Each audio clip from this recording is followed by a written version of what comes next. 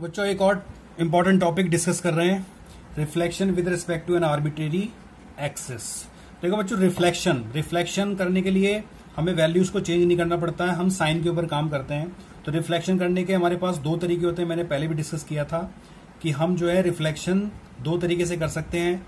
हमारे पास 6 मैट्रिक्स हैं जिनको यूज करके हम रिफ्लेक्शन कर सकते हैं। कौन कौन से? जैसे मान लीजिए बच्चों ये एक्स एक्सिस है, वाई एक्सिस, जेड एक्सिस। तो हम रिफ्लेक्शन कर सकते हैं एक्स एक्सिस के रिस्पेक्ट में, हम रिफ्लेक्शन कर सकते हैं वाई एक्सिस के रिस्पेक्ट में, हम रिफ्लेक्शन कर सकते हैं जेड एक्सिस के रिस्पेक्ट में। ये तो हो गया एक्सिस।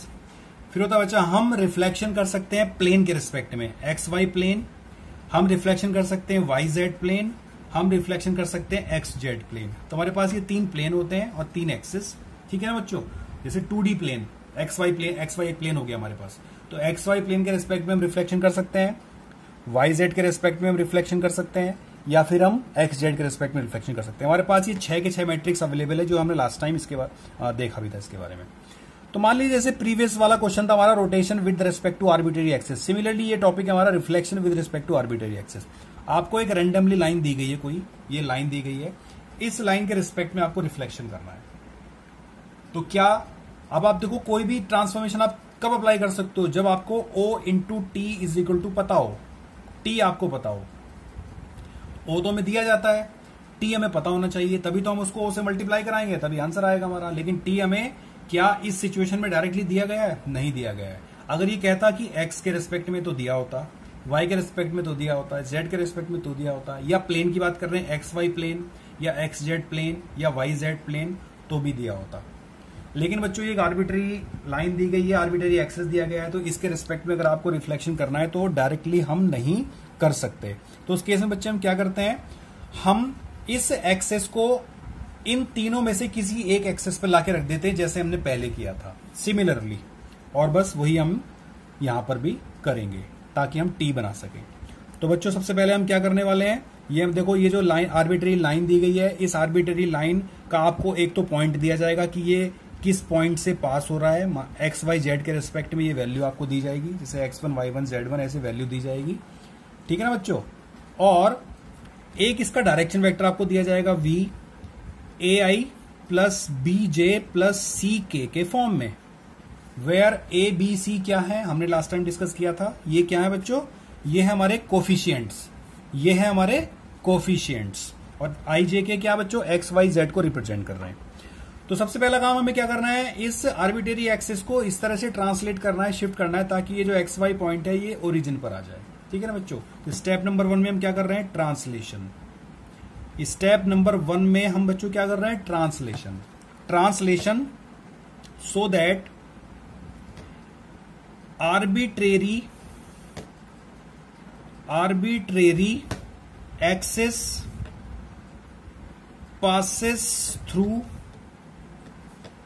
ओरिजिन। हम इस तरह से ट्रांसलेशन करेंगे ताकि हमारा आर्बिट्रेरी एक्सिस जो है वो ओरिजिन से पास करना शुरू हो जाए।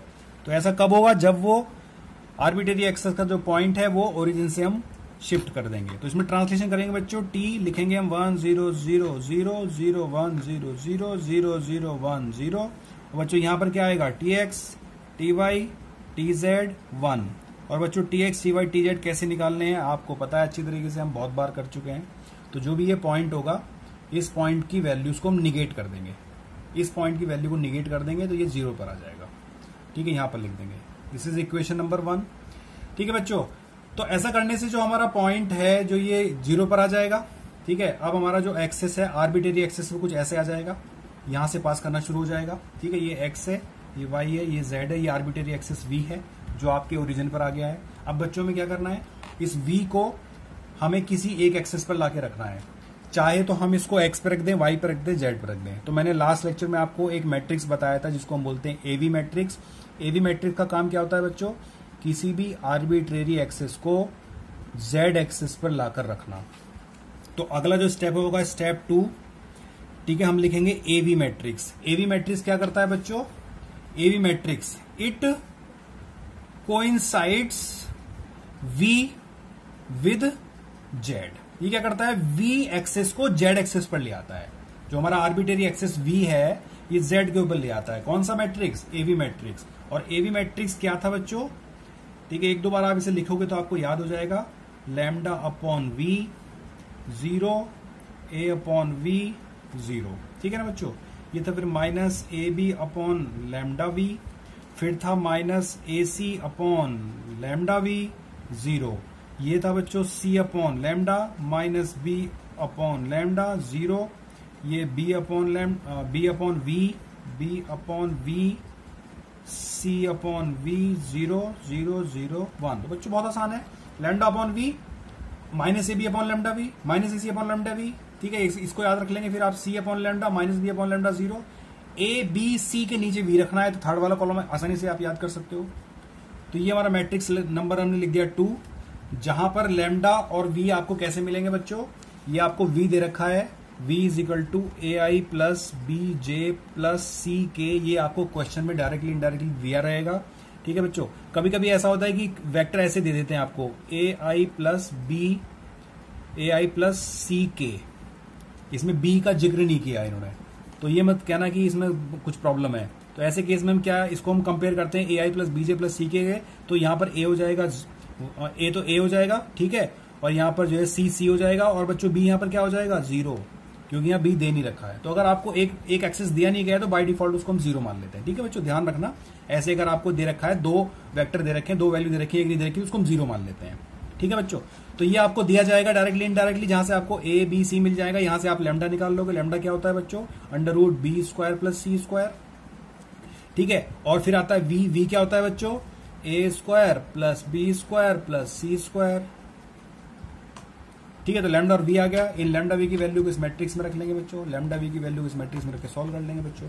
इससे क्या होगा, जब हम ए बी को अप्लाई करेंगे तो आपका जो एक्स वाई जेड, तो जो वी वेक्टर है बच्चों कहां आ जाएगा, जेड के ऊपर आ जाएगा। तो ये वी और जेड एक साथ आ जाएंगे, जो वी जो है जेड के ऊपर आ जाएगा।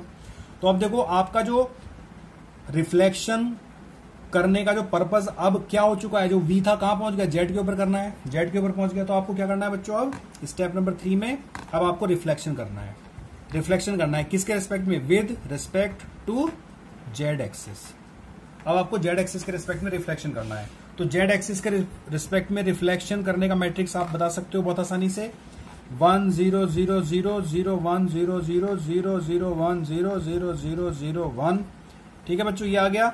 अब देखो जेड के रेस्पेक्ट में रिफ्लेक्शन करना है, मतलब कि थर्ड रो थर्ड कॉलम, यहां पर कोई चेंज नहीं होना है, बाकी इसमें चेंज होना है और इसमें चेंज होना है, ठीक है। तो बहुत आसान है बच्चों, ये मैट्रिक्स नंबर 3 हो गया आपका, ठीक है बच्चों। इसके बाद क्या करना है, आप देखो रिफ्लेक्शन करना था, रिफ्लेक्शन हो गया, लेकिन हमने ये 2 स्टेप जो किए हैं, एक तो ये वाला और एक ये वाला, ये दोनों हमने एडिशनली किए हैं, इनकी हमें जरूरत नहीं थी। तो इनको क्या करेंगे बच्चों, अंडू करेंगे। तो स्टेप नंबर 4 में हम क्या करेंगे, हम करेंगे अंडू स्टेप नंबर 2, हम स्टेप नंबर 2 को अंडू करेंगे। तो इसमें इसका स्टेप नंबर 2 का अंडू क्या होता है बच्चों, मैंने बताया था लास्ट टाइम भी, ए वी का ट्रांसपोज हम कर देते हैं।